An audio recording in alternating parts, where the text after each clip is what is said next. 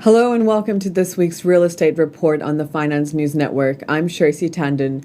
This week we continue a series looking at capital city suburbs with the highest rental growth for units in Australia, starting with a look at Perth and Darwin. And in our tax tip, we look at claiming travel expenses for tax deductions. But first, let's catch up on the latest property news with Lelda Smits.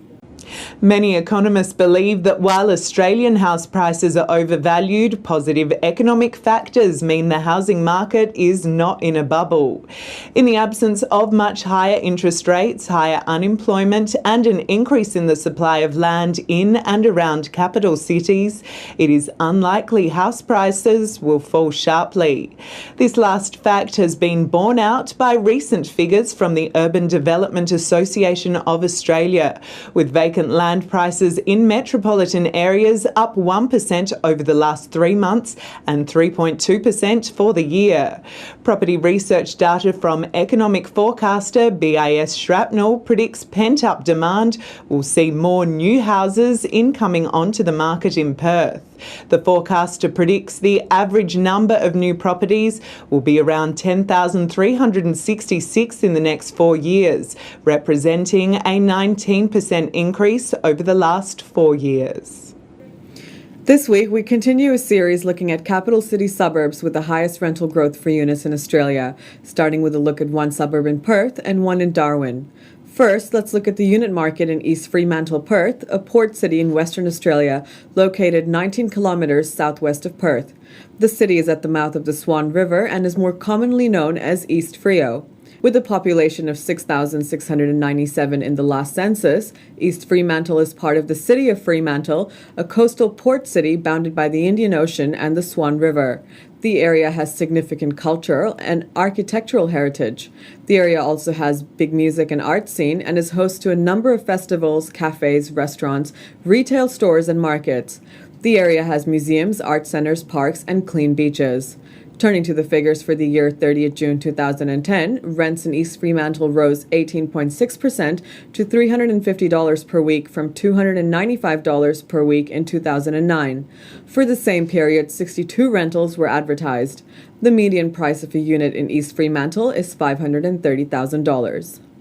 Our next suburb is the unit market in Milner, Darwin, located in Northern Territory, a 10-minute drive north of Darwin's central business district. Milner is considered one of the major growth areas of the northern suburbs. With a population of 2,617 in the last census, Milner is an upcoming area and is centrally located as it is between 3 main arterial roads. The area is close to the CBD, the airport, recreational parks, and sporting venues. Milner is also home to Homemaker Village, the second largest shopping centre in the Northern Territory, boasting over 100 shops.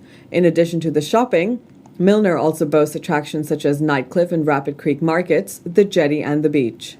Taking a look at the figures, rentals for Milner rose 14.3% from $350 per week in 2009 to $400 per week in the year to 30th June. Over the same period, 39 properties were advertised. The median price of a unit in Milner is $276,000. And now to the tax tip of the week from Depreciator, the tax depreciation schedule specialists. This week, we look at claiming travel expenses. You can claim a deduction for the cost of travel to inspect your rental property.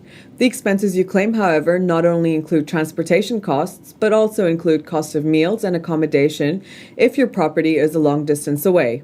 Travel expenses that are deductible include car running costs and depreciation, preparing the property for new tenants, collecting rent, inspecting the property, and maintaining or repairing the property.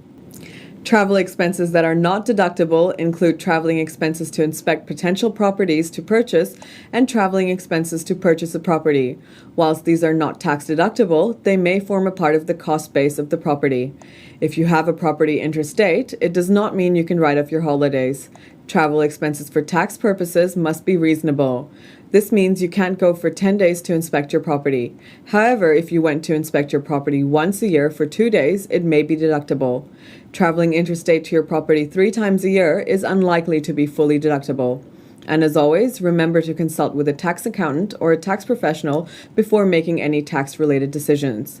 And that is the Real Estate Report for Monday, the 22nd of November. Thank you for joining us. I'm Tracy Tandon for the Finance News Network.